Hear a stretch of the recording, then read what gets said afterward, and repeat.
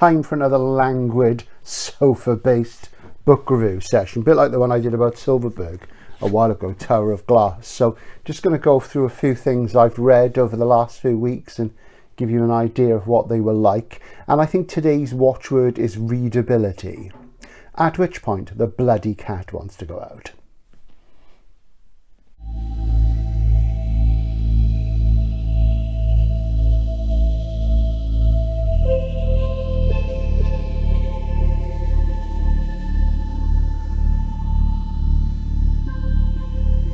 Picked some books which had different degrees of readability. I haven't picked them, they're just what I decided to read. And it's an interesting phenomenon because, of course, what you get is that people sort of read things, you look at other channels and people are sort of scattershot reading. And I think about my early reading, which was actually pretty focused in SF. And, you know, I discovered Wells and Wyndham early, and then, you know, tried out some other people, and they sort of burned through their oeuvres. So by my mid-20s, a lot of the really major figures, I'd read the vast majority of the oeuvres, and that gave me a real structure. And alongside sort of talking to people about books every day and really reading sort of classics, and I don't mean SF, I mean classic fiction from the 19th century, and also sort of critical works, gave me sort of focus. So these days I appear to read scattershot, and I do, but I can get away with it, which is good because I've got the structure there. So just sort of talking about some things. First of all, before we go into the reviews, in the post, John Blackburn sent a Newmorn Hay, somebody who wrote books which often appeared to be SF but weren't. Look at that. Look at the state of it. I'm not going to tell you where I got that from. I'll probably stick it in the comments. Absolutely disgusting, but it's a reading copy, so it is what it is. 1964. There you go. So I know people like when you go straight in reviews, but I'm a digressive type. That's the way it is. Anyway, what are we going to talk about? I'm going to talk about 4 novels today in the order I read them. And first up is this, Time Snake and Super Clown by Vincent King from the mid-70s. This is a really uncommon book. For some reason, people are nuts about this and the prices go really inflated. I got this for, this is the only one of his books I didn't have. It cost me £18-19, and that was unusual for me to spend that much for a paperback. And it's just that I didn't have it. And the most expensive one online is about £300, but it's in Spiffing Nick, and that's probably going to be in the thumbnail to this video. And Time Snake and Super Clown, good title, published by, let's see, that's Orbit. Is it Orbit? Yeah, it is Orbit. It's Orbit Futura, mid-70s. And this is his 4th and final novel. He had about 6 short stories published in New Writings in SF. English writer, teacher, lived mostly in the West Country, Devon, Cornwall sort of thing. And I don't know why this is fetching loads of money, but I'm just going to talk about it a bit. Vincent King is somebody I read before. Probably his most famous book before this would be Candyman, which was a Gollancz Yellow Jacket. This was published in the States. This is a paperback version in the UK. And what I would say is that readability is an issue with King, and I'll explain why. The basic idea is you have this first-person narrative of this character who is some sort of Captain Scarlet type figure, I would say, in a way.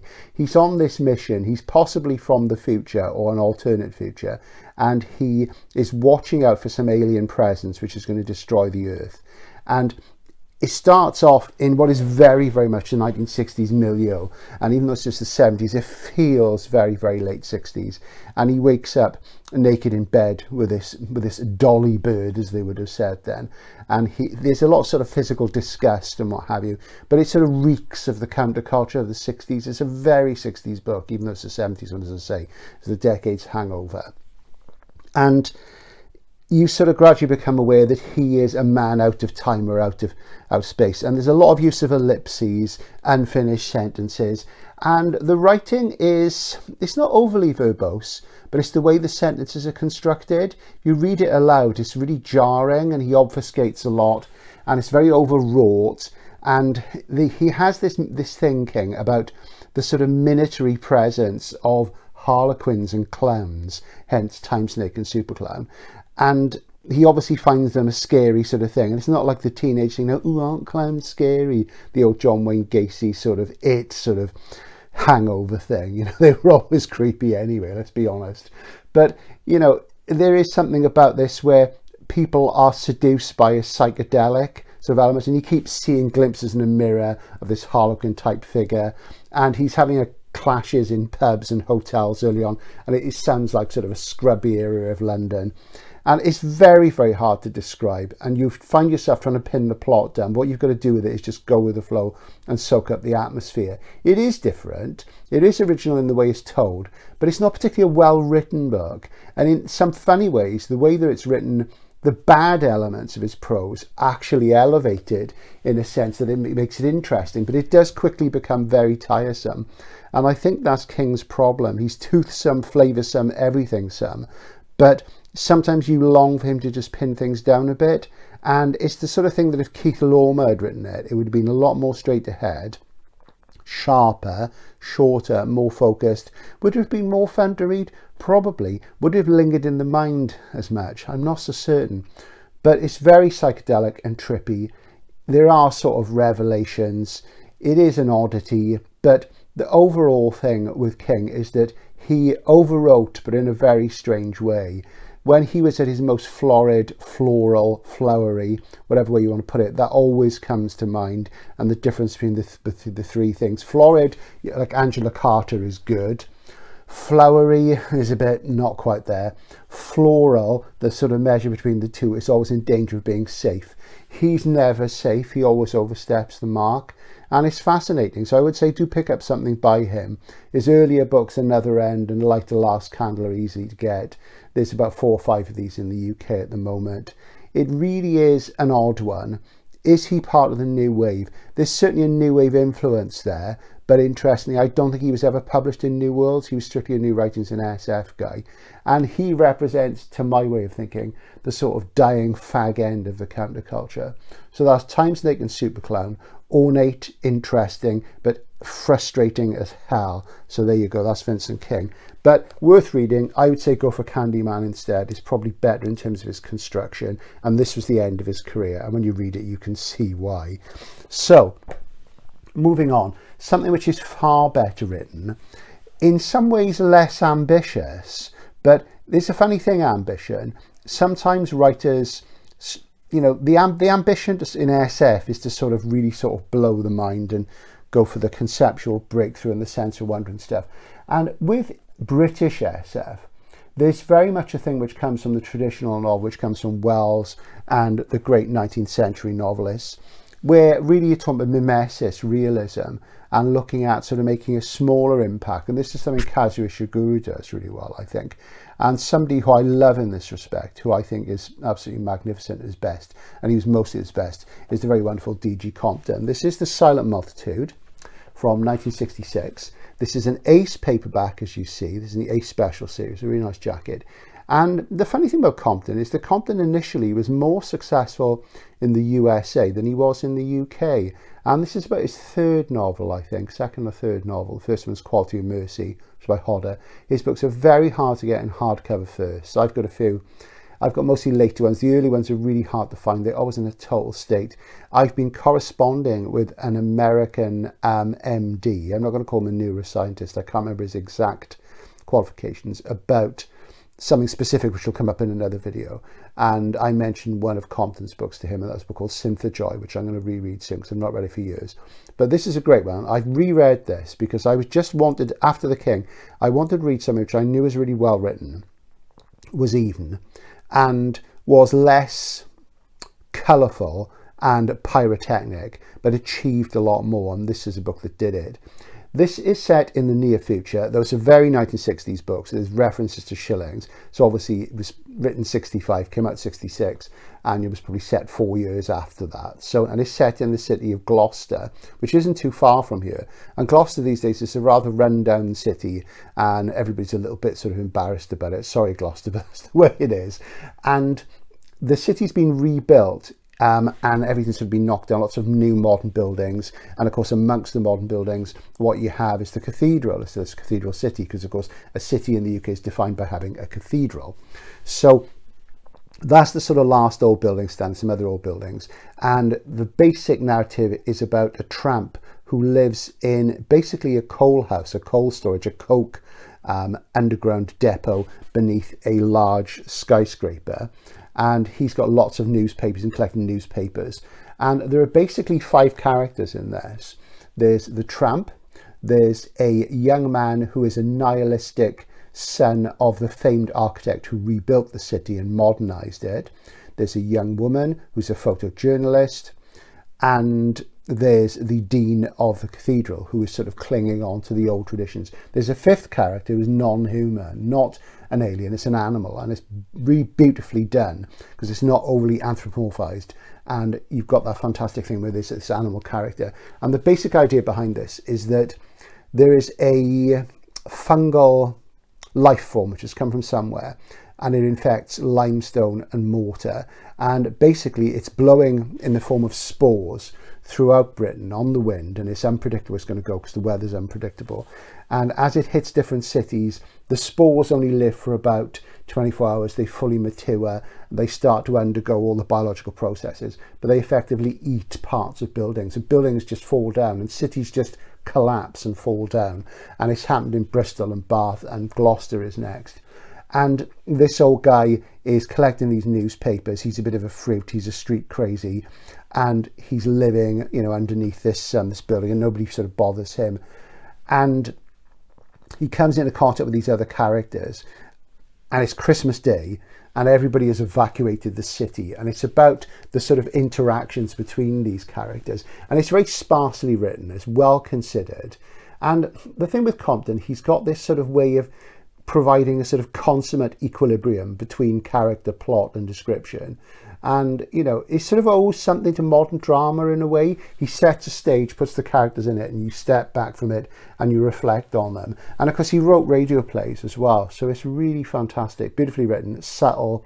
And as I think the SF Encyclopedia said about him, this is certainly what I remember, and it does ring true, is that very much he uses SF to look at things which were contemporary problems when he was writing, to sort of throw them into relief and make you look at the moral questions around them. And he is, you know, one of the great moralists of SF.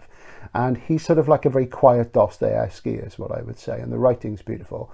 And this is one of his quieter books. The Silent Multitude, I guess, referred to the people who are absent from the city. Where have they gone? Where is everybody going to go? And it's small scale and domestic, but it's really, really fantastic. And Compton, of course, his career was based on this sort of thing.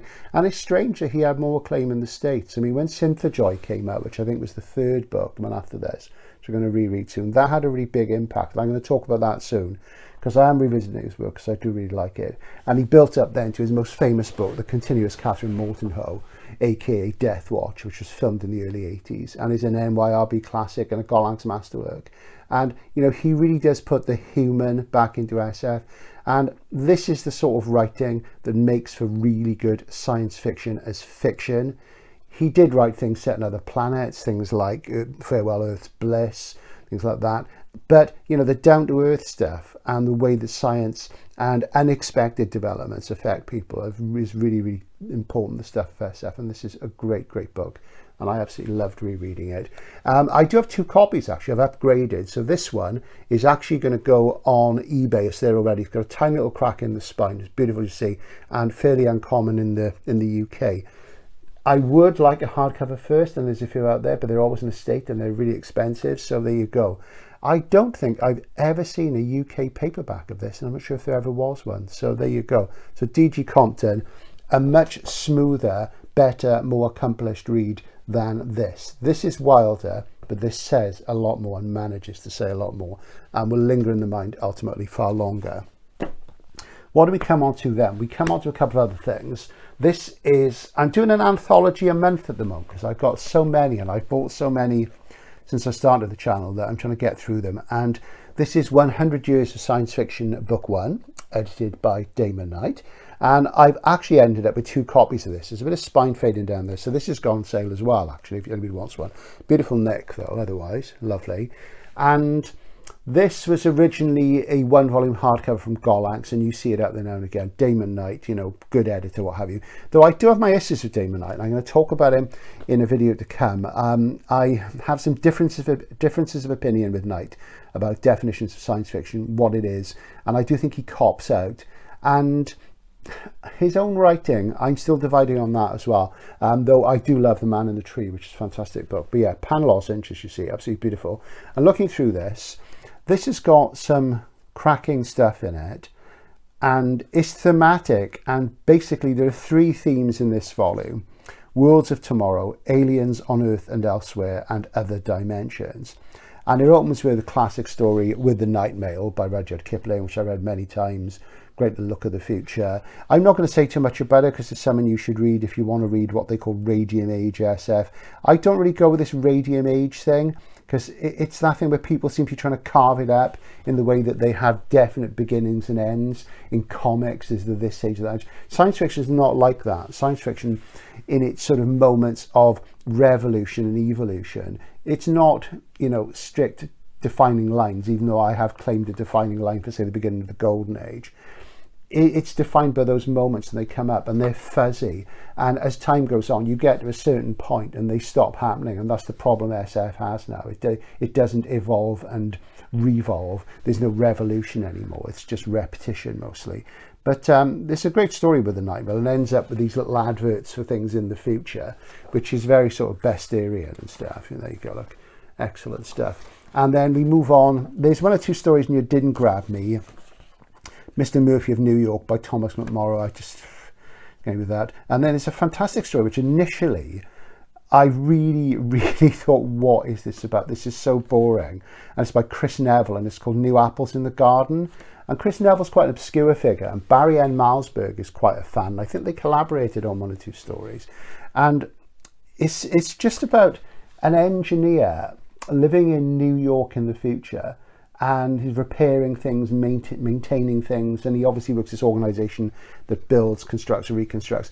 And there's lots of things about the spare parts of things being missing or not available. They need to be manufactured, and it's all about the sort of maintenance of technology across this city and how things are gradually running down a bit.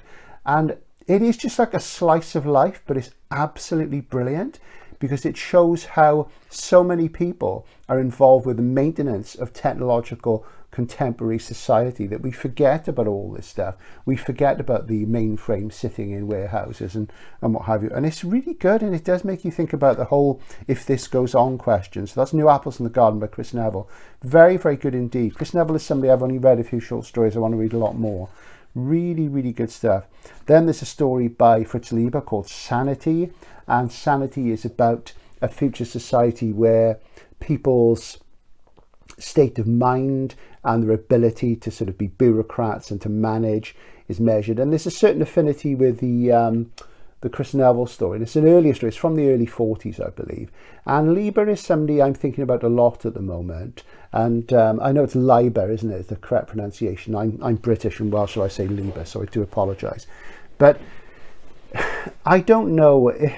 It's one of those things. I think if you read them at the time, they'd probably seem a lot better than they were. He writes really well. I do think more and more that Lieber's métier wasn't SF, that it was probably sword and sorcery and horror. And obviously he's a really important sword and sorcery writer. He coined the term for Fard and the Grey Mouse, so they're old favourites. They're great stories.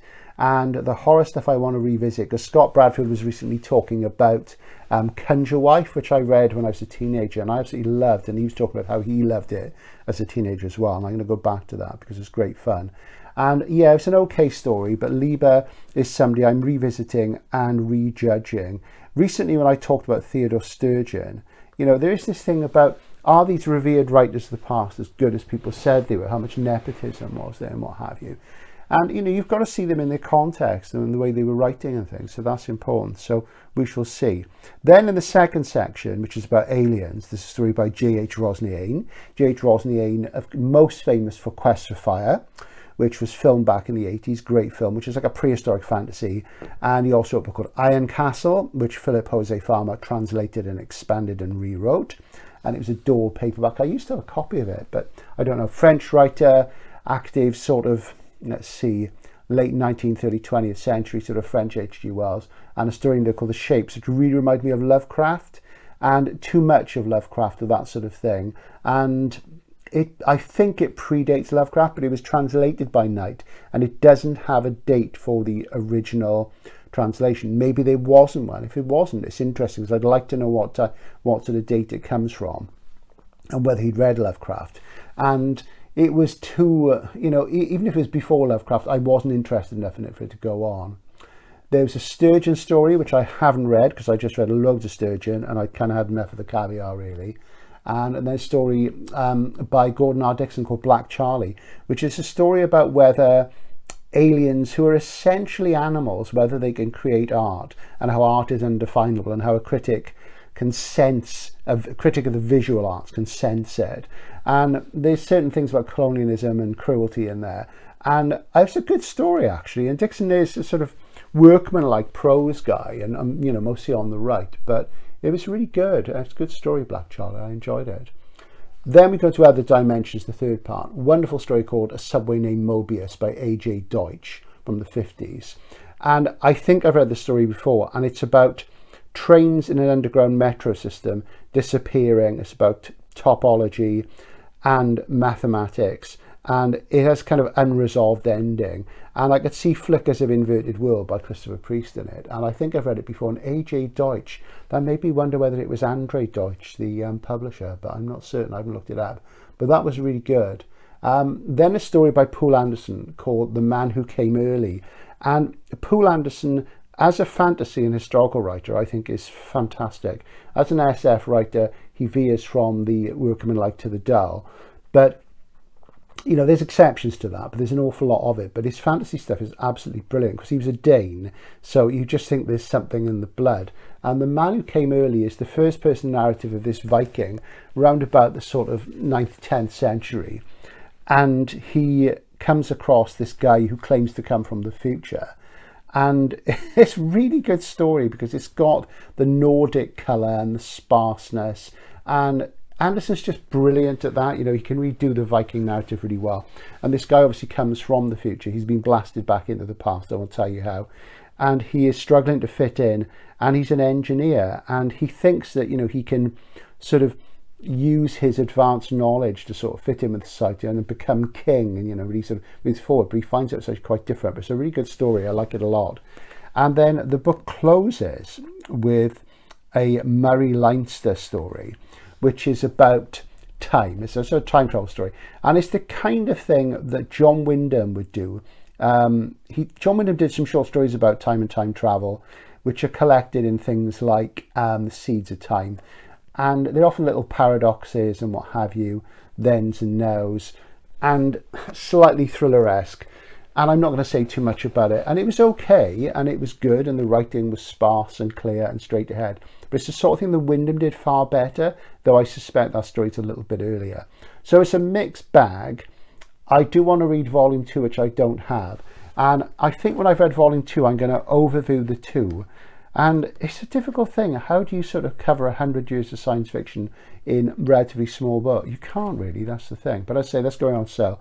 Very, very nice, Pan-Lawson's. So that was a mixed one, as anthologies tend to be, and that's the joy of them. You get to try things out, and you find the editor's taste, and you get little grabs thing. And from this, I would say the person who I hadn't read before who impressed me the most, or hadn't read much by certain, I think I've read a couple of things, was Chris Neville. And who impressed me the least? Well, Thomas McMorrow. So there you go. So that's that. One more thing. Simon Ings. Simon, where are you, dear boy? Simon Ings, Wolves from 2014. Simon's never been served by good book jackets. His book covers have always sucked. Isn't that rubbish?